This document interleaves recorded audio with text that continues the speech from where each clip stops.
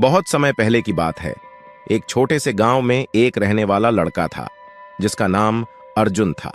अर्जुन की आंखों में एक खास बात थी, एक चमक जो किसी भी चीज को जीवंत बना देती थी। गांव वाले हमेशा इस चमक को देखकर हैरान रहते थे।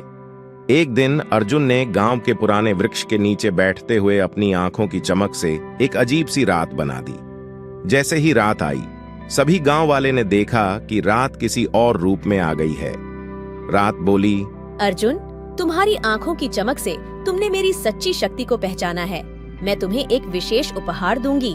अर्जुन ने हैरान होकर पूछा, उपहार? कौन सा उपहार? रात ने हंसते हुए कहा, ओए, तुम्हें एक मैजिकल पेन मिलेगा जिससे तुम जो भी लिखोगे वह सच हो जाएगा।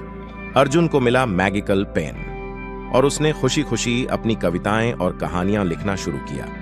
उसकी लिखी बातें जादूगरों की तरह हकीकत में बदलने लगी। पहली बार जब उसने लिखा, गांव में हर कोई सुखी है, तो गांव की हर चीज ने खुशी महसूस की। दूसरी बार जब उसने लिखा, सभी लोग आपस में मिलजुल कर काम करें, तो गांव वाले एक दूसरे के साथ मिलकर सफलता की ऊंचाइयों को छूने लगे। फिर एक दिन अर्जुन ने लिखा, मैं चाहता हूं कि गांव वाले हमेशा सच का पथ चलें और ईमानदार रहें। तभी एक अच्छी आत्मा गांव में प्रकट हो गई। आत्मा ने अर्जुन को धन्यवाद दिया और उसकी आंखों में चमक को और भी बढ़ाने की शक्ति दी। गांव वाले ने इस अद्वितीय कहानी से बहुत कुछ सीखा। फिर अचानक एक दिन अर्जुन की आंखों की चमक कम हो गई।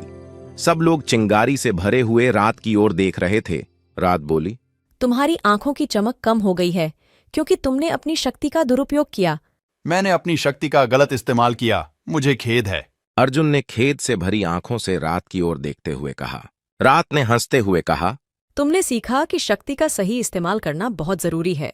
गांव वाले ने अर्जुन से माफी मांगी और फिर से सभी मिलकर मिलजुल कर काम करने लगे। और फिर से गांव में आई वह चमक जो हर किसी को सुख शांति देती थी। इस कहानी से हमें यह सीखने को मिलता है कि हमेशा अपनी शक्तियों का सही और उचित इस्तेमाल करना चाहिए। गलत इस्तेमाल से वह हमें नुकसान पहुंचा सकती है। इसलिए हमेशा ईमानदारी और सच्चाई के मार्ग पर चलना चाहिए।